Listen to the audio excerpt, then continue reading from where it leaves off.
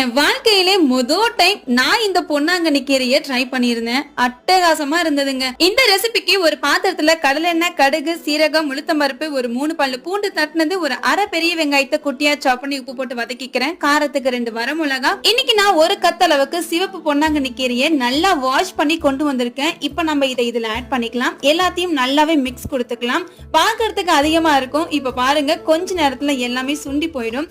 அவ்வளவுதான். இப்போ இது கூட ஒரு அரை டம்ளர் அளவுக்கு தண்ணி மட்டும் சேர்த்துக்கலாம். ரொம்ப அதிகமா உப்பு சேர்த்தக்கூடாது, ரொம்ப அதிகமா தண்ணியும் சேர்த்துறாதீங்க. அவ்வளவு சீக்கிரமா இந்த கீரை வெந்துடுது. இப்போ தண்ணி ஊத்துனதுக்கு அப்புறம் ஒரு 5 to 7 மினிட்ஸ்க்கு மட்டும் மீடியமான ஹீட்ல மூடி போட்டு வேக வச்சீங்கன்னா அழகா வெந்துடும். கொஞ்சமா உப்பு சேர்த்துக்கிறேன். ஒரு அரை சின்ன மூடி தேங்காய் இதுல துருவி வச்சிருந்தேன், அதையும் சேர்த்துட்டு இப்போ எல்லாத்தையும் மிக்ஸ் கொடுத்துட்டு தண்ணி நல்லா ட்ரை ஆனதுக்கு அப்புறம் இப்போ சர்வ் பண்ணி சாப்பிட்டு பாருங்க. அடடா, அவ்வளோ டேஸ்ட்டுங்க இந்த பொன்னாங்கண்ணி கீரையில. முருங்கைக்கீரை கூட இதுகிட்ட தோத்துரும் போல. மிஸ் பண்ணாம ட்ரை பண்ணி பாருங்க.